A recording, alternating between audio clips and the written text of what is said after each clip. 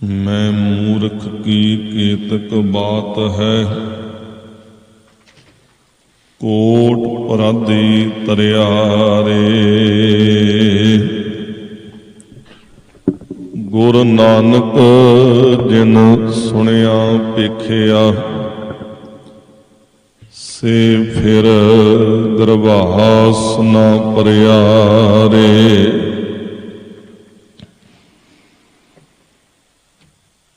ज्ञान ध्यान किश कर्म ना जाना, सार ना जाना तेरी। सब ते वड्डा सतगुर नानक, सब ते वड्डा सतगुर नानक। जिन कल राखी मेरी।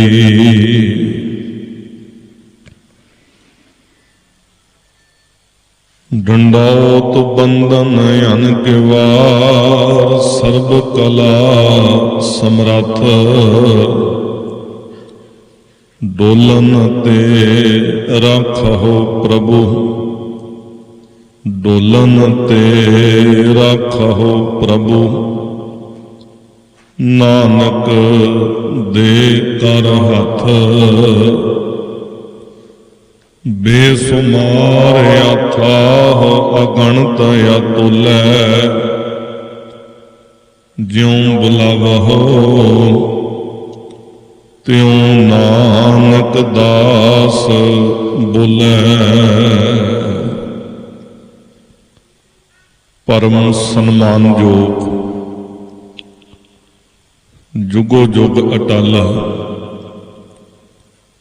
चावर छत्र तखत दे मालक। हाजरा हजूर जाहरा जहूर, सर्ब कला भरपूर। पतित पावन भगत वशल, कृपा निधान दो जहान दे वाली। दसां पातशाहियां दी पावन जोत। धन धन सतगुरु श्री गुरु ग्रंथ साहिब जी महाराज। तिन्हां दी पावन पवित्र हजूरी अंदर सुभाईमान सत संगी जनों, बहुत वड्डे भाग हन। महापुरखां दी तपो भूमि निर्मल कुटिया विखे सतगुरु जी दे पावन दरबार दियां हाजरियां भरन दा सुभागा समां प्राप्त हो रहा है। महीना वारे गुरु के दीवान सजे ने। सजे हुए दीवानां दे अंदर इलाही बाणी दे शब्द कीर्तन सत्कार जो भाई साहब भाई अमरजीत सिंह जी तरन तारण साहिब वाले तिन्हां दे रागी जत्थे दे पासों आप जी इलाही पावन बाणी दे शब्द कीर्तन सरवण कर रहे सो। पहला पावन शब्द उन्होंने गायन किया, एक बाबा अकाल रूप, दूजा रबाबी मरदाना। दूसरा शब्द गाविया, सिद्ध बोलन शुभ वचन, धन नानक तेरी वड्डी कमाई। धन गुरु नानक देव महाराज साहब जी के पावन प्रकाश पुरबां नूं मनाउंदिआं गुरु नानक नाम लेवा सिख संगतां देश विदेश के अंदर जिथे पावन बाणी के प्रवाह चला रहे हैं। प्रभात फेरियां, नगर कीर्तन, इतिहासक सतगुरां जी के पावन प्रकाश पुरबां नूं समर्पित गुरु कीआं पावन वडियाइयां, पावन बख्शिशां सिफतां दे नाल जुड़दियां होइयां अपने जीवन नूं सफलिया करन दा यतन करदे ने। ते ऐसे गुरसिखां तो भाई साहब भाई गुरदास साहब जी बलहार सदके कुर्बान जांदे ने। जिहड़े गुरसिख पिछल रात्रि दे समय जागदे ने, इशनान पान करदे ने, गुरु गुरु जपदे ने, गुरु की संगत विच आकर के जुड़ते हैं, फिर प्रेमा भगती के द्वारा गुरपुरबां नूं मनाउंदे। ਭਾਈ ਸਾਹਿਬ ਜੀ ਦੇ ਬਚਨ ਨੇ, ਕੁਰਬਾਨੀ ਤਿੰਨਾਂ ਗੁਰਸਿੱਖਾਂ ਪਿਛਲ ਰਾਤੀ ਉਠ ਬਹੰਦੇ। ਕੁਰਬਾਨੀ ਤਿੰਨਾਂ ਗੁਰਸਿੱਖਾਂ ਅੰਮ੍ਰਿਤ ਵੇਲੇ ਸਰ ਨਾ ਬੰਦੇ।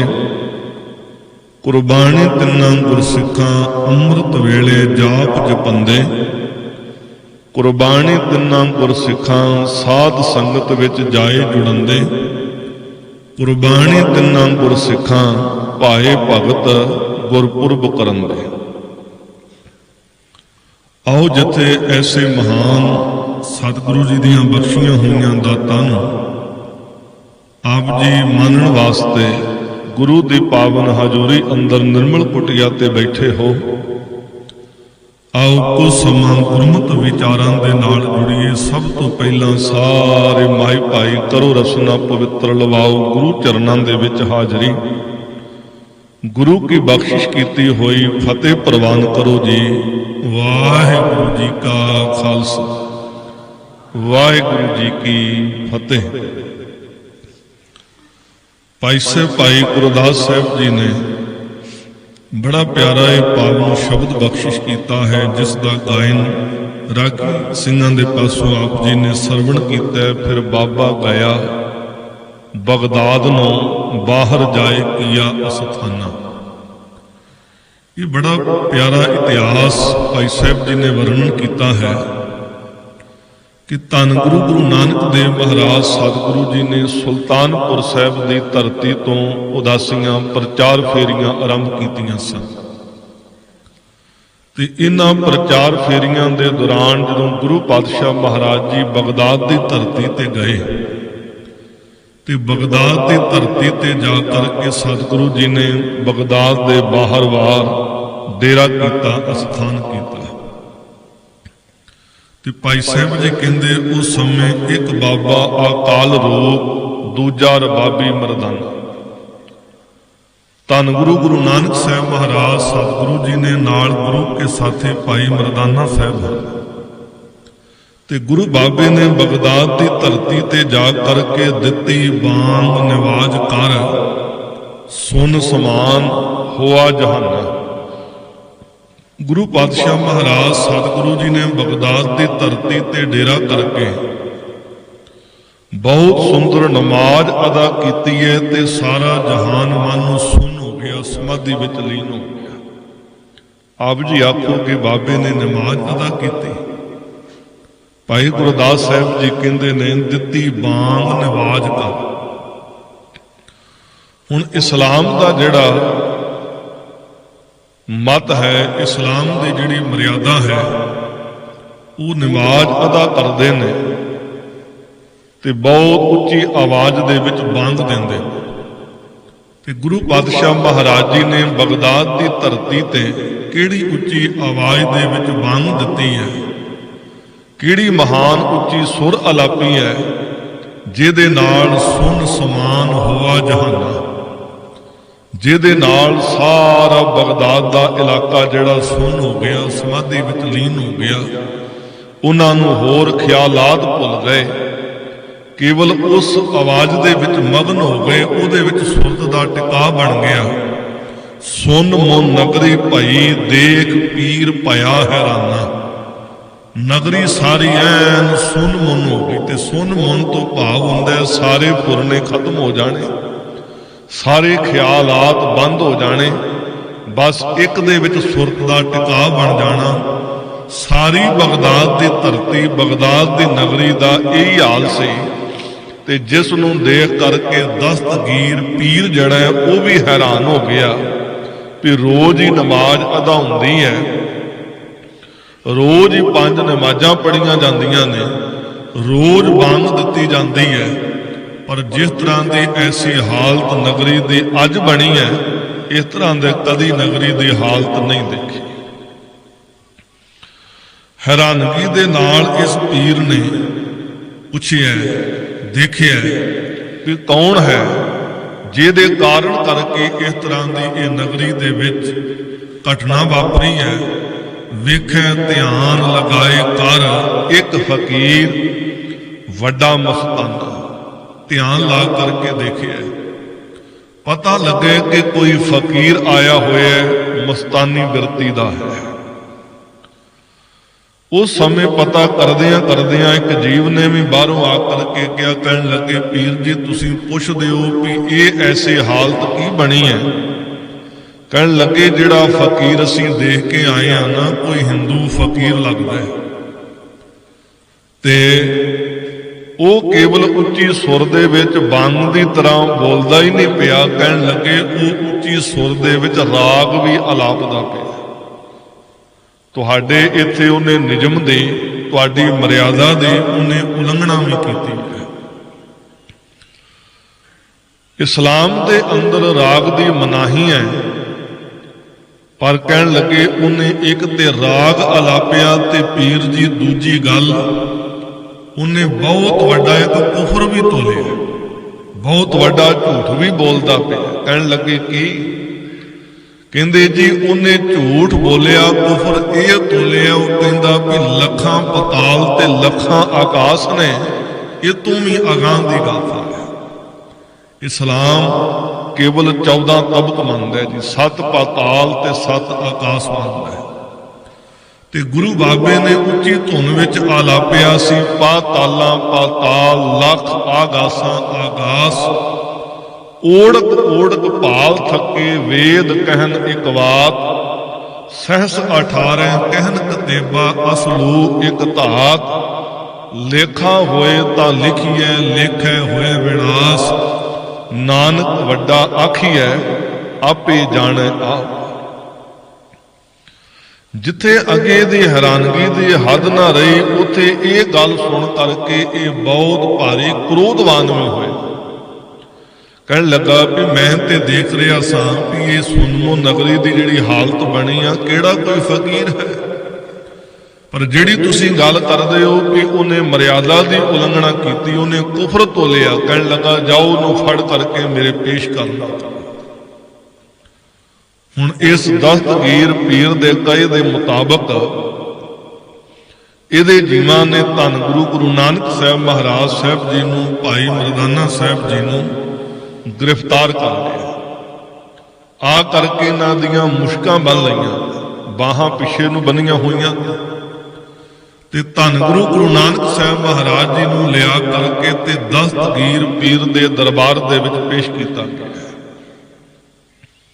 ਅੱਜ ਵੀ ਪਿਆਰਿਓ, ਅਸੀਂ ਪ੍ਰਚਾਰ ਕਰਦੇ ਹਾਂ, ਆਪਣੇ ਆਪ ਨੂੰ ਗੁਰੂ ਕੇ ਪ੍ਰਚਾਰਕ ਅਖਵਾਉਂਦੇ। ਅਸੀਂ ਮਾਲਕ ਦੀ ਸਿਫਤ ਸਲਾਹ, ਮਾਲਕ ਦੀਆਂ ਵਡਿਆਈਆਂ, ਗੁਰੂ ਨਾਨਕ ਦੇ ਘਰ ਦਾ ਪ੍ਰਚਾਰ ਪ੍ਰਸਾਰ ਕਰਦੇ ਹਾਂ। ਰਤਾ ਭਰ ਕਿਤੇ ਔਕੜ ਆ ਜਾਏ, ਰਤਾ ਭਰ, ਉਹ ਵੀ ਅਜੇ ਕੋਈ ਔਕੜ ਨਹੀਂ ਹੁੰਦੀ। ਕਿਤੇ ਕੋਈ ਜਲ ਪਾਨ ਸੇਵਾ ਦੇ ਵਿੱਚ ਕਿਤੇ ਢਿੱਲ ਹੋ ਜਾਏ ਤੇ ਅਸੀਂ ਬਾਬਲੂਲੇ ਹੋ ਜਾਂਦੇ ਹਾਂ ਜੀ, ਸਾਡੀ ਸੇਵਾ ਨਹੀਂ ਕੀਤੀ, ਸਾਨੂੰ ਪੁੱਛਿਆ ਨਹੀਂ। ਕੋਈ ਰਸਤਾ ਇਹੋ ਜਿਹਾ ਜਾਂਦਿਆਂ ਹੋਇਆਂ ਮਿਲ ਜਾਏ, ਅਸੀਂ ਕਹਿੰਦੇ ਵੀ ਸਾਨੂੰ ਸਹੀ ਰਸਤਾ ਨਹੀਂ ਤੁਸੀਂ ਦੱਸ ਸਕਦੇ, ਕਿਹੜੇ ਰਸਤੇ ਸਾਨੂੰ ਪਾ ਦਿੱਤਾ। ਇਤਿਆਦਕ ਰਤਾ ਰਤਾ ਗੱਲਾਂ ਤੋਂ ਅਸੀਂ ਐਨ ਗੁੱਸੇ ਦੇ ਵਿੱਚ ਲਾਲ ਪੀਲੇ ਹੋ ਜਾਂਦੇ ਹਾਂ। ਗੁਰੂ ਨਾਨਕ ਸਾਹਿਬ ਮਹਾਰਾਜ ਜੀ ਦੇ ਜੀਵਨ ਤੋਂ ਪ੍ਰਚਾਰ ਕਰਨ ਦਾ ਢੰਗ ਸਿੱਖੀਏ। ਸਾਹਿਬ ਨੂੰ ਦਸਤਗੀਰ ਪੀਰ ਦੇ ਦਰਬਾਰ ਦੇ ਵਿੱਚ ਮੁਸ਼ਕਾਂ ਬੰਨ ਕੇ ਪੇਸ਼ ਕੀਤਾ ਗਿਆ। ਕਦੇ ਬਾਬਰ ਦੀਆਂ ਜੇਲ੍ਹਾਂ ਦੇ ਅੰਦਰ ਵੀ ਸਾਹਿਬ ਨੂੰ ਜਾਣਾ ਪਿਆ। ਗੁਰੂ ਪਾਤਸ਼ਾਹ ਮਹਾਰਾਜ ਜੀ ਤੇ ਬੜੀਆਂ ਬੜੀਆਂ ਔਕੜਾਂ ਆਈਆਂ। ਜੀਵਨ ਦੇ ਅੰਦਰ ਗੁਰੂ ਪਾਤਸ਼ਾਹ ਮਹਾਰਾਜ ਜੀ ਦੇ ਜੀਵਾਂ ਨੇ ਪੱਥਰ ਵੀ ਮਾਰੇ, ਕਬੂਲ ਵੀ ਬੋਲੇ, ਧੱਕੇ ਵੀ ਮਾਰੇ ਸਨ, ਪਰ ਫਿਰ ਵੀ ਗੁਰੂ ਬਾਬੇ ਨੇ ਆਪਣਾ ਸਿਧਾਂਤ ਉਹਨੂੰ ਕਾਇਮ ਰੱਖਿਆ। ਕਦੀ ਕਿਸੇ ਨੂੰ ਬੁਰਾ ਅਪ ਸ਼ਬਦ ਨਹੀਂ ਬੋਲਿਆ ਸੀ, ਸਗੋਂ ਜੀਵਾਂ ਦਾ ਭਲਾ ਹੀ ਕਰਦੇ ਰਹੇ। ਤੇ ਅੱਜ ਵੀ ਗੁਰੂ ਦਾ ਸਿੱਖ ਸਾਹਿਬ ਦੇ ਸਿਧਾਂਤ ਦੇ ਮੁਤਾਬਕ ਅਰਦਾਸ ਇੱਥੇ ਸਮਾਪਤ ਕਰਦਾ, ਨਾਨਕ ਨਾਮ ਚੜ੍ਹਦੀ ਕਲਾ ਤੇਰੇ ਭਾਣੇ ਸਰਬੱਤ ਦਾ ਭਲਾ। ਤੇ ਮੇਰੇ ਲਾਣੇ ਨੂੰ ਇਹ ਗੱਲ ਸਮਝ ਲੈਣੀ ਚਾਹੀਦੀ ਹੈ ਕਿ ਭਲਿਆ ਕਦੀ ਸਰਬੱਤ ਦੇ ਭਲੇ ਦੀ ਗੱਲ ਕਰਨ ਵਾਲੇ ਆ, ਜੇ ਤੇਰੇ ਜੀਵਨ ਵਿੱਚ ਰੱਤਾ ਭਰ ਕੋਈ ਵਾਧ ਘਾਟ ਆਉਂਦੀ ਹੈ ਨਾ, ਤੇ ਤਾਂ ਵੀ ਗੁਰੂ ਬਾਬੇ ਦੇ ਘਰ ਦੇ ਬਚਨ ਯਾਦ ਰੱਖ, ਫਰੀਦਾ ਬੁਰੇ ਦਾ ਭਲਾ ਕਰ, ਗੁੱਸਾ ਮਨ ਨਾ ਹੰਡਾਏ, ਦੇਹੀ ਰੋਗ ਨਾ ਲਗਾਈ, ਪੱਲੇ ਸਭ ਕੁਛ ਪਾਏ। ਕੈਸਾ ਉਹ ਸਮਾਂ ਹੋਏਗਾ ਕਿ ਇਸ ਰਾਜੇ ਦਾ ਦਰਬਾਰ ਲੱਗਾ ਹੋਵੇ ਤੇ ਮੇਰੇ ਗੁਰੂ ਨਾਨਕ ਸਾਹਿਬ ਸੱਚੇ ਪਾਤਸ਼ਾਹ ਜੀ ਨੂੰ ਮੁਜਰਮਾਂ ਦੀ ਤਰ੍ਹਾਂ ਉਹਨਾਂ ਨੂੰ ਅੱਗੇ ਖੜਾਇਆ ਹੋਵੇ। कभी गुरु का सिख इस तरह सन्मुख देख के ते वो कभी बर्दाश्त करेगा जी। पर गुरु पातशाह महाराज जी के जीवन अंदर ऐसा होया ते जदों दस्तगीर पीर दे दरबार दे विच साहिब नूं पेश किया गया ते दस्तगीर पीर हुण भावें इहदा नाम कोई भी होवे, जिहड़ा भी इस तख्त ते इस गद्दी ते बैठदा सी ਉਹਨੂੰ ਦਸਤਗੀਰ ਪੀਰ ਦੇ ਨਾਮ ਨਾਲ ਤਾਂ ਜਾਣਿਆ ਜਾਂਦਾ ਸੀ। ਦਸਤ ਦਾ ਅਰਥ ਹੈ ਜੀ ਹੱਥ, ਗੀਰ ਦਾ ਅਰਥ ਹੈ ਪਕੜਨਾ। ਜਿਹੜਾ ਕਿਸੇ ਦਾ ਹੱਥ ਪਕੜੇ, ਕਿਸੇ ਦਾ ਹੱਥ ਫੜੇ, ਕਿਸੇ ਦੇ ਸਹਾਇਕ ਮਦਦਗਾਰ ਬਣੇ, ਉਹਨੂੰ ਦਸਤਗੀਰ ਆਖਿਆ ਜਾਂਦਾ ਹੈ। ਤੇ ਗੁਰੂ ਪਾਤਸ਼ਾਹ ਮਹਾਰਾਜ ਸਤਿਗੁਰੂ ਜੀ ਦੇ ਇਹ ਸਾਹਮਣੇ ਤਖਤ ਤੇ ਬੈਠਾ ਹੋਇਆ ਦਸਤਗੀਰ ਭਾਵੇਂ ਇਹ ਧਰਮੀ ਪੁਰਖ ਹੈ, पर अपने अकीदे के मुताबिक गुरु पातशाह महाराज साहब जी को पुछदा, कहन लगा, ऐ हिंदू फकीर, तुसी कुफर क्यों तोलिया है, तुसी झूठ क्यों बोले है, तुसी इत्थे दी मर्यादा भंग क्यों कीती है। कहन लगे, केड़ी मर्यादा भंग कीती। कहन लगे, तुसी इत्थे राग क्यों अलापे। राग ते एक विकार पैदा करदा है, संगीत ते विकार पैदा करदा है, तुसी ये क्यों अलापना किया है। गुरु पातशाह महाराज जी ने जवाब दिता, कहन लगे, पीर जी, सोने का बर्तन होवे ते सोने के बर्तन दे विच कोई जहर पा के पीवे जां अमृत पा के पीवे, बर्तन का कोई कसूर नहीं।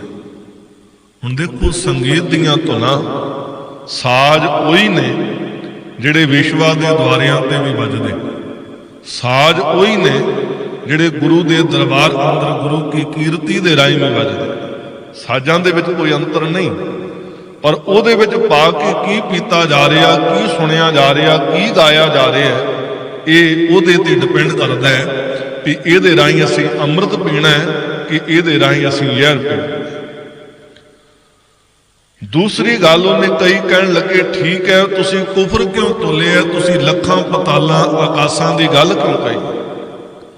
14 ਤਬਕ ਨੇ।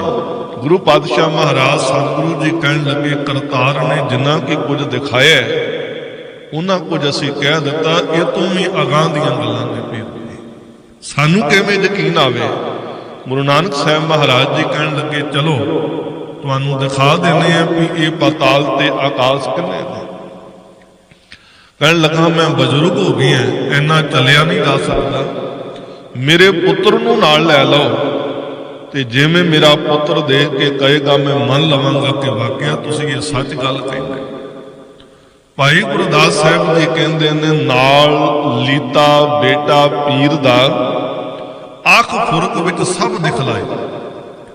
ਗੁਰੂ ਪਾਤਸ਼ਾਹ ਮਹਾਰਾਜ ਜੀ ਨੇ ਦਸਤਗੀਰ ਪੀਰ ਦੇ ਪੁੱਤਰ ਨੂੰ ਨਾਲ ਲਿਆ, ਉਹਦਾ ਹੱਥ ਫੜਿਆ, ਕਹਿਣ ਲੱਗੇ, ਅੱਖਾਂ ਬੰਦ ਕਰ।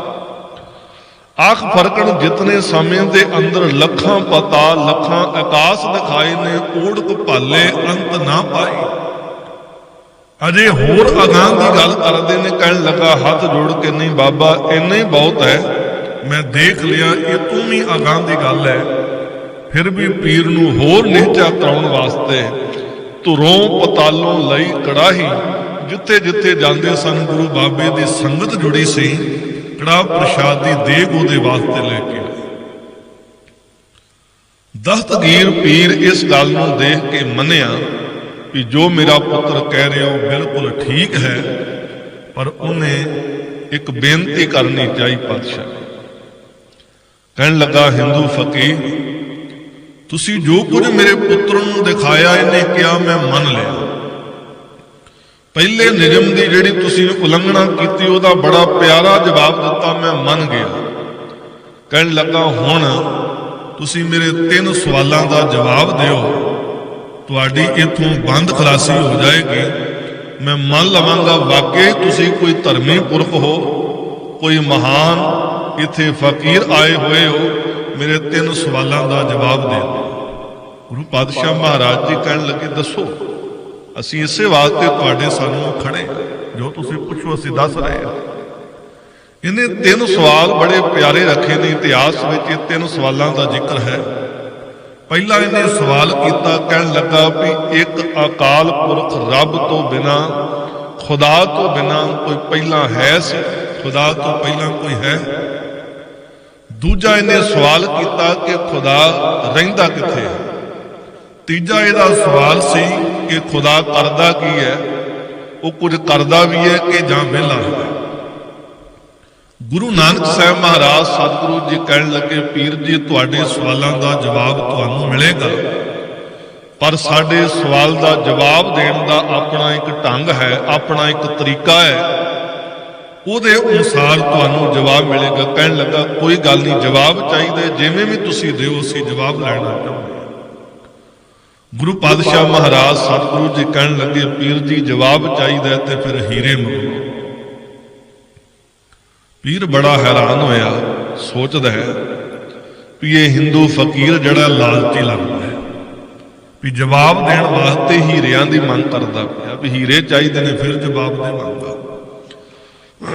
हुण राजा है, हीरियां दी कोई कमी नहीं है, इन्हें थाल भर के हीरियां दा मंगवाया ते गुरु पातशाह महाराज सतगुरु जी दे सामने करके कहन लगा, सारा थाल ही तुहाडा, मैनूं जवाब दे। सतगुरु जी कहन लगे, पीर जी इस तरह ये हीरे नहीं लैणे, तुसीं आप गिण के दो कि ये हीरे किन्ने ने। गिणन की की लोड़ है? कहन लगा जिन्ने हैगे तुसीं रख लो। कहंदे नहीं, गिणती भी तुसीं करो, गिणती करके लवांगे। पीर हुण गिणती करन लगे, 1 2 3। गुरु पातशाह महाराज जी कहंदे, पीर जी गिणती गलत करदे पए, तुहाडी गिणती सही नहीं है। दूजी वारी दोबारा गिनना शुरू किया, 1 2 3। सब कहन लगे गलत है, तुहाडी गिणती सही नहीं। कहंदे गिणती ये 3 तक ते जी गिणी है, गलत कितने हो गए हैं, जिथे गलती है उथे दस दिओ। कहन लगे दोबारा गिणो, दोबारा शुरू की, कहन लगा 1। साहब कहन लगे इत्थे ही गलती है। कहंदे इत्थे गलती क्यों? साहब कहंदे 1 तो पहला गिणती शुरू कर। कहन लगा जी क्यों मैनू चक्रां च पाउंदे हो? 1 तो पहला गिणती थोड़ी शुरू हुंदी है, 1 तो गिणती शुरू हुंदी, 1 तो पहला कोई गिणती नहीं आ, मैनू एवें चक्रां च ना पाई जाओ। साहब कहन लगे असीं तैनूं चक्रां च नहीं पा रहे पीर जी, जे 1 तो पहला गिणती शुरू नहीं हुंदी ते खुदा तो पहला भी कोई नहीं है, वो आप ही ने आप साजे। उन्हें सब तो पहला अपने आप तो आपे नूं साजिया, उस तो पहला कोई नहीं है। गुरु मालिक दे बचन अगे उन्हें सीस झुकाया। गुरु पातशाह महाराज सतगुरु जी ने किन्ने प्यारे बचन बाणी दे राही साडी झोली पाए ने साहिबां ने, भी जिन्नी ये समुची दी समुची कायनात, जिन्नी ये कुदरत काम करती पई है, सारे दा करता केवल ते केवल इको ही है। करण कारण प्रभ एक है, दूसर ना ही कोए, नानक तिस बलिहारन है, जल थल महियल सोए। जो तो 1 तो बिना कोई है नहीं, तो किवें कहियो 1 तो पहला कुछ है सी। 1 तो पहला जे गुरबाणी ने सानू वचन कीते ने, ते गुरु पातशाह महाराज सतगुरु जी कहंदे, अरबद नरबद धुंधु कारा, धरन ना गगना हुक्म अपारा। 1 तो पहला की है? कुछ भी नहीं। गुरु पातशाह महाराज जी कहंदे वो 1 आप ही आप है, उस तो पहला कोई नहीं है। कहन लगा जी दूजे सवाल का जवाब वो रहिंदा किथे है? साहब कहन लगे पीर जी दुध मंगवाओ। हुण इस पीर दे मन विच ख्याल आया कि जदों दा हिंदू फकीर आया होया, इहनूं कोई जल पान ने पुछया, इहनूं भुख लगी होएगी, दुध मंगदा पिया। कहन लगा लियाओ भाई दुध छकाओ। छन्ना वड्डा भर के दुध दा लिआंदा है। गुरु पातशाह महाराज सतगुरु जी दे सन्मुख कीता है। सतगुरु जी उस दुध दे वल निगाह टिका के देखी जांदे ने, देखी जांदे ने। पीर बड़ा हैरान होके कहंदे कि ऐ हिंदू फकीर पी लो, लै लो, तुसी देखी क्यों जांदे ने? गुरु नानक साहब महाराज सतगुरु जी कहन लगे, पीर जी इस दुध दे विच कुछ है। बड़ा हैरान होके कहंदे इहदे विच की है? मेरे सेवक ने बर्तन साफ करके लियांदा है, मेरे सेवक ने ताजा दुध तुहाडे वास्ते लिआंदा है, ਇਹਦੇ ਵਿੱਚ ਕੀ ਹੋ ਸਕਦਾ ਹੈ? ਸਤਿਗੁਰੂ ਜੀ ਕਹਿਣ ਲੱਗੇ ਨਹੀਂ ਪੀਰ ਜੀ ਇਹਦੇ ਵਿੱਚ ਕੁਝ ਹੈ। ਕਹਿਣ ਲੱਗਾ ਇਹਦੇ ਵਿੱਚ ਕੀ ਹੈ? ਸਤਿਗੁਰੂ ਜੀ ਕਹਿਣ ਲੱਗੇ ਪੀਰ ਜੀ ਇਸ ਦੁੱਧ ਦੇ ਵਿੱਚ ਮੱਖਣ ਮੌਜੂਦ ਹੈ, ਤੁਸੀਂ ਮੰਨਦੇ ਹੋ ਵੀ ਇਹਦੇ ਵਿੱਚ ਮੱਖਣ ਹੈ? ਪੀਰ ਇੱਕਦਮ ਬੜੀ ਪ੍ਰਸੰਨਤਾ ਦੇ ਨਾਲ ਕਹਿੰਦਾ ਕਿਉਂ ਨਹੀਂ? ਕਹਿੰਦਾ ਫਕੀਰ ਜੀ ਇਹਦੀ ਇੱਕ ਇੱਕ ਬੂੰਦ ਦੇ ਵਿੱਚ ਮੱਖਣ ਮੌਜੂਦ ਹੈ। ਸਤਿਗੁਰੂ ਜੀ ਕਹਿੰਦੇ ਜੇ ਇੱਕ ਇੱਕ ਬੂੰਦ ਦੇ ਵਿੱਚ ਮੱਖਣ ਮੌਜੂਦ ਹੈ ਦਿਖਾਈ ਕਿਉਂ ਨਹੀਂ ਦੇ ਰਿਹਾ? ਕਹਿਣ ਲੱਗਾ ਜੀ ਇਹਦੇ ਮੱਖਣ ਨੂੰ ਪ੍ਰਾਪਤ ਕਰਨ ਦਾ ਇੱਕ ਢੰਗ ਹੈ, ਤਰੀਕਾ ਹੈ। ਇਸ ਦੁੱਧ ਨੂੰ ਗਰਮ ਕਰਨਾ ਪਏਗਾ, ਫਿਰ ਥੋੜਾ ਜਿਹਾ ਇਹਨੂੰ ਕੋਸਾ ਕਰਕੇ ਇਹਨੂੰ ਜਾਗ ਲਾਉਣੀ ਪਏਗੀ, ਸੰਭਾਲ ਕੇ ਰੱਖਣਾ ਪਏਗਾ, ਫਿਰ ਇਹਨੂੰ ਰਿੜਕਣਾ ਪਏਗਾ, ਸਹਿਜ ਸਹਿਜ ਦੇ ਨਾਲ ਰਿੜ ਕੇ ਇਹਦੇ ਵਿੱਚੋਂ ਮੱਖਣ ਪ੍ਰਾਪਤ ਹੋਏਗਾ। ਸਤਿਗੁਰੂ ਜੀ ਕਹਿਣ ਲੱਗੇ ਪਰ ਇਹਦਾ ਮਤਲਬ ਵੀ ਇਹਦੇ ਵਿੱਚ ਮੱਖਣ ਤੇ ਹੈ ਨਾ, ਇਹਨੂੰ ਪ੍ਰਾਪਤ ਕਰਨ ਦਾ ਇਹ ਢੰਗ ਹੈ, ਇੱਕ ਵਿਧੀ ਹੈ ਵੀ ਇਹਨੂੰ ਪ੍ਰਾਪਤ ਕਿਵੇਂ ਕਰਨਾ। ਪਰ ਮੰਨਦੇ ਉਹਨਾਂ ਵੀ ਇਹਦੇ ਵਿੱਚ ਮੱਖਣ? ਕਹਿਣ ਲੱਗਾ ਬਿਲਕੁਲ। ਸਤਿਗੁਰੂ ਜੀ ਕਹਿਣ ਲੱਗੇ ਜਿਸ ਤਰ੍ਹਾਂ ਦੁੱਧ ਦੀ ਇੱਕ ਇੱਕ ਬੂੰਦ ਦੇ ਵਿੱਚ ਮੱਖਣ ਮੌਜੂਦ ਹੈ ਨਾ, ਕਹਿਣ ਲੱਗੇ ਇਸੇ ਤਰ੍ਹਾਂ ਮੇਰਾ ਮਾਲਕ ਅਕਾਲ ਪੁਰਖ ਖੁਦਾ ਅੱਲਾਹ ਤਾਲਾ ਆਪਣੀ ਇਹ ਸਮੁੱਚੀ ਕਾਇਨਾਤ ਦੇ ਅੰਦਰ ਕਣ ਕਣ ਦੇ ਅੰਦਰ ਰਮਿਆ ਹੋਇਆ ਵਿਆਪਕ ਹੈ। ਉਹ ਇਹ ਤੋਂ ਵੱਖਰਾ ਨਹੀਂ, ਉਹ ਕੁਦਰਤ ਕਰਕੇ ਵਸਿਆ ਸੋ।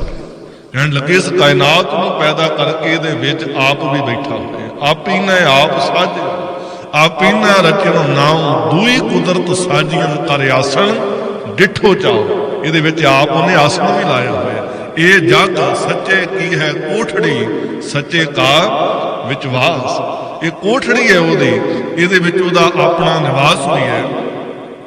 ਤੁਸੀਂ ਅਨੇਕਾਂ ਸੰਸਾਰ ਦੀਆਂ ਤਸਵੀਰਾਂ ਦੇਖਦੇ ਹੋ, ਉਹਨਾਂ ਤਸਵੀਰਾਂ ਦਾ ਜਿਹੜਾ ਘੜਨ ਵਾਲਾ ਹੈ, ਉਹਨਾਂ ਤਸਵੀਰਾਂ ਦਾ ਜਿਹੜਾ ਬਣਾਉਣ ਵਾਲਾ ਹੈ, ਤਸਵੀਰ ਬਣਾ ਕਰਕੇ ਹੇਠਾਂ ਉਹਨੂੰ ਸਿਗਨੇਚਰ ਕਰਨੇ ਪੈਂਦੇ ਨੇ, ਆਪਣਾ ਐਡਰੈਸ ਦੇਣਾ ਪੈਂਦਾ, ਆਪਣਾ ਫੋਨ ਨੰਬਰ ਲਿਖਿਆ ਹੁੰਦਾ ਹੈ, ਜਿੱਥੋਂ ਪਤਾ ਲੱਗਦਾ ਵੀ ਇਹ ਫਲਾਣੇ ਜੀਵ ਨੇ ਇਸ ਤਸਵੀਰ ਨੂੰ ਬਣਾਇਆ ਹੋਇਆ, ਇਸ ਘਾਟ ਨੂੰ ਘੜਿਆ ਹੋਇਆ। ਪਰ ਮਾਲਕ ਪ੍ਰਭੂ ਪਰਮਾਤਮਾ ਸਮੁੱਚੀ ਆਪਣੀ ਇਸ ਘਾਟ ਦੇ ਵਿੱਚ ਆਪ ਵੀ ਬੈਠਾ ਹੋਇਆ ਹੈ। ਆਪਣੀ ਇਸ ਤਸਵੀਰ ਤੋਂ, ਆਪਣੀ ਇਸ ਕਾਇਨਾਤ, ਆਪਣੀ ਕੁਦਰਤ ਤੋਂ ਉਹ ਵੱਖਰਾ ਨਹੀਂ। ਗੁਰੂ ਪਾਤਸ਼ਾਹ ਮਹਾਰਾਜ ਜੀ ਕਹਿੰਦੇ ਵਿੱਚ ਹੀ ਸਮਾਇਆ ਹੋਇਆ ਹੈ। ਇਸੇ ਲਈ ਗੁਰੂ ਪਾਤਸ਼ਾਹ ਮਹਾਰਾਜ ਜੀ ਕਹਿੰਦੇ ਉਹਨੂੰ ਕਿਤੇ ਬਾਹਰ ਨਾ ਪਾ। ਕਾਹੇ ਰੇ ਵਨ ਖੋਦਨ ਜਾਈ ਸਰਬ ਨਿਵਾਸੀ, ਸਰਬ ਨਿਵਾਸੀ ਸਦਾ ਅਲੇਪਾ ਤੋਹੀ ਸੰਗ ਸਮਾਏ। ਪੁਹਪ ਮਦ ਜਿਉ ਬਾਸ ਵਸਤ ਹੈ ਮੁਕਰ ਮਾਹੇ ਜੈਸੇ ਛਾਈ, ਤੈਸੇ ਹੀ ਹਰ ਬਸੇ ਨਿਰੰਤਰ ਘਟ ਹੀ ਖੋਜੋ ਪਾਈ। ਜਿਨ੍ਹਾਂ ਨੇ ਐਸੇ ਮਾਲਕ ਦੀ ਸੂਝ ਨੂੰ ਪ੍ਰਾਪਤ ਕੀਤਾ, ਉਹਨਾਂ ਦੇ ਕਣ ਕਣ ਦੇ ਅੰਦਰ ਦੇਖਿਆ ਤੇ ਐਲਾਨੀਆਂ ਕਿਹਾ ਸਭ ਗੋਬਿੰਦ ਹੈ, ਸਭ ਗੋਬਿੰਦ ਹੈ, ਗੋਬਿੰਦ ਬਿਨ ਨਹੀਂ ਕੋਈ, ਸੂਤ ਏਕ ਮਨ ਸਤ ਸਹੰਸ ਜੈਸੇ, ਓਤ ਪੋਤ ਪ੍ਰਭ ਸੋਈ। ਗੁਰੂ ਪਾਤਸ਼ਾਹ ਮਹਾਰਾਜ ਜੀ ਕਹਿੰਦੇ ਖੁਦਾ ਆਪਣੀ ਇਸ ਖਲਕਤ ਦੇ ਅੰਦਰ ਹੀ ਵਸਿਆ ਹੋਇਆ ਹੈ। ਫਰੀਦਾ ਖਾਲਕ ਖਲਕ ਮਹਿ, ਖਲਕ ਵਸੈ ਰਬ ਮਾਹੇ, ਮੰਦਾ ਕਿਸ ਨੂੰ ਆਖੀਐ ਜਾਂ ਤਿਸ ਬਿਨ ਕੋਈ ਨਹੀਂ। ਉਹ ਤੋਂ ਬਿਨਾਂ ਤੇ ਦੂਜਾ ਹੈ ਹੀ ਕੋਈ। ਤੀਜਾ ਸਵਾਲ ਇਹਨੇ ਕੀਤਾ, ਕਹਿਣ ਲੱਗਾ ਤੀਜੇ ਸਵਾਲ ਦਾ ਮੈਨੂੰ ਜਵਾਬ ਦਿਓ ਕਿ ਰੱਬ ਕਰਦਾ ਕੀ ਹੈ, ਖੁਦਾ ਕਰਦਾ ਕੀ ਹੈ, ਕੁਝ ਕਿਰਤ ਵੀ ਕਰਦਾ ਕਿ ਜਾਂ ਵਿਹਲਾ ਰਹਿੰਦਾ ਹੈ। ਤੇ ਧੰਨ ਗੁਰੂ ਨਾਨਕ ਦੇਵ ਮਹਾਰਾਜ ਸਤਿਗੁਰੂ ਜੀ ਬੜਾ ਪਿਆਰਾ ਜਵਾਬ ਦਿੰਦਿਆਂ ਹੋਇਆਂ ਕਹਿੰਦੇ ਪੀਰ ਜੀ ਤੁਸੀਂ ਧਰਮੀ ਪੁਰਖ ਹੋ, ਤੁਹਾਨੂੰ ਇਸ ਗੱਲ ਦਾ ਪਤਾ ਹੈ ਵੀ ਜਿਹਦੇ ਕੋਲੋਂ ਖੁਦਾ ਦੀਆਂ ਗੱਲਾਂ ਪੁੱਛੀਏ, ਜਿਹਦੇ ਕੋਲੋਂ ਖੁਦਾ ਦੀ ਬਾਤ ਪੁੱਛਣੀ ਹੋਵੇ, ਖੁਦਾ ਦੀ ਗੱਲ ਸੁਣਨੀ ਹੋਵੇ, ਉਹਨੂੰ ਸਨਮਾਨ ਸਤਿਕਾਰ ਦੇ ਨਾਲ ਉੱਚੀ ਜਗ੍ਹਾ ਤੇ ਬਿਠਾਈਦਾ ਤੇ ਖੁਦਾ ਦੀਆਂ ਗੱਲਾਂ ਸੁਣਨ ਵਾਸਤੇ ਆਪ ਹੇਠਾਂ ਚੌਂਕੜਾ ਮਾਰ ਕੇ ਬੈਠੀ ਤੇ ਕਹਿਣ ਲੱਗਾ ਜੀ ਬਿਲਕੁਲ। ਤੇ ਕਹਿਣ ਲੱਗੇ ਤੁਸੀਂ ਖੁਦਾ ਦੀਆਂ ਗੱਲਾਂ ਪੁੱਛ ਰਹੇ ਹੋ, ਮੈਨੂੰ ਤੁਸੀਂ ਮੁਜਰਮਾਂ ਦੀ ਤਰ੍ਹਾਂ ਮੁਸ਼ਕਾਂ ਬੰਨ ਕੇ ਅੱਗੇ ਖੜਾਇਆ ਹੋਇਆ ਹੈ, ਆਪ ਤੁਸੀਂ ਉੱਚੇ ਤਖਤ ਤੇ ਬੈਠੇ ਹੋਏ ਹੋ, ਕੀ ਇਹ ਗੱਲ ਠੀਕ ਹੈ? ਉਹਦੇ ਮੰਨਣ ਚਾਹੀ ਕਹਿਣ ਲੱਗਾ ਜੀ ਬਿਲਕੁਲ, ਤੁਸੀਂ ਸਵਾਲ ਦਾ ਜਵਾਬ ਦਿਓ, ਖੁਦਾ ਦੀ ਗੱਲ ਸੁਣਾਓ, ਕੋਈ ਗੱਲ ਨਹੀਂ, ਮੈਂ ਹੇਠਾਂ ਆ ਜਾਣਾ, ਤੁਸੀਂ ਉੱਚੀ ਜਗ੍ਹਾ ਤੇ ਬੈਠ ਜਾਓ। ਗੁਰੂ ਪਾਤਸ਼ਾਹ ਮਹਾਰਾਜ ਜੀ ਦੀਆਂ ਮੁਸ਼ਕਾਂ ਖੋਲ ਦਿੱਤੀਆਂ ਗਈਆਂ, ਗੁਰੂ ਪਾਤਸ਼ਾਹ ਮਹਾਰਾਜ ਜੀ ਨੂੰ ਤਖਤ ਤੇ ਬਿਠਾ ਦਿੱਤਾ ਗਿਆ, ਆਪ ਦਸਤਗੀਰ ਪੀਰ ਹੇਠਾਂ ਚੌਂਕੜਾ ਮਾਰ ਕੇ ਬਹਿ ਗਏ ਤੇ ਗੁਰੂ ਪਾਤਸ਼ਾਹ ਮਹਾਰਾਜ ਸਤਿਗੁਰੂ ਜੀ ਤਖਤ ਤੇ ਚੌਂਕੜਾ ਮਾਰ ਕੇ ਅੱਖਾਂ ਬੰਦ ਕਰਕੇ ਬੈਠ ਗਏ। ਕਿੰਨੀ ਦੇਰ ਦੇਖ ਦੇਖ ਕੇ ਪੀਰ ਹੈਰਾਨ ਹੋ ਕੇ ਕਹਿੰਦਾ ਹੈ ਕਿ ਐ ਹਿੰਦੂ ਫਕੀਰ, ਮੈਂ ਤੇਰੇ ਕੋਲੋਂ ਸਵਾਲ ਦਾ ਜਵਾਬ ਪੁੱਛਿਆ, ਤੂੰ ਕਹਿੰਦਾ ਸੀ ਕਿ ਮੈਨੂੰ ਉੱਚੀ ਜਗ੍ਹਾ ਤੇ ਬਿਠਾਓ, ਮੈਂ ਤਾਂ ਦੱਸਾਂਗਾ। ਹੁਣ ਤੁਹਾਨੂੰ ਉੱਪਰ ਬਿਠਾ ਦਿੱਤਾ, ਮੈਂ ਹੇਠਾਂ ਆ ਗਿਆ ਤੇ ਤੁਸੀਂ ਇੱਥੇ ਚੌਂਕੜਾ ਮਾਰ ਕੇ ਅੱਖਾਂ ਬੰਦ ਕਰਕੇ ਬਹਿ ਗਏ ਹੋ, ਸਵਾਲ ਦਾ ਜਵਾਬ ਕਿਉਂ ਨਹੀਂ ਦਿੰਦੇ? ਸਾਹਿਬ ਕਹਿਣ ਲੱਗੇ, ਪੀਰ ਜੀ ਤੁਹਾਨੂੰ ਅਜੇ ਸਵਾਲ ਦਾ ਜਵਾਬ ਮਿਲਿਆ ਨਹੀਂ। ਕਹਿਣ ਲੱਗਾ ਮੈਂ ਸਮਝਿਆ ਨਹੀਂ। ਸਾਹਿਬ ਕਹਿਣ ਲੱਗੇ, ਤੁਸੀਂ ਕਹਿੰਦੇ ਸੀ ਨਾ ਖੁਦਾ ਕਰਦਾ ਕੀ ਹੈ? ਕਹਿਣ ਲੱਗੇ ਬਸ ਇਹੀ ਕੁਝ ਕਰਦਾ ਜੋ ਕੁਝ ਹੁਣ ਹੋਇਆ। ਕਹਿਣ ਲੱਗਾ ਕੀ? ਗੁਰੂ ਪਾਤਸ਼ਾਹ ਮਹਾਰਾਜ ਜੀ ਕਹਿੰਦੇ ਨੇ, ਉਹ ਇੱਕ ਛਿਣ ਦੇ ਵਿੱਚ ਭੇਖਾਰੀ ਤੇ ਰਾਜ ਕਰਾਵੇ, ਰਾਜਾ ਤੇ ਭੇਖਾਰੀ, ਖਲ ਮੂਰਖ ਤੇ ਪੰਡਤ ਕਰਬੋ, ਪੰਡਤ ਤੇ ਮੁਗਧਾਰੀ।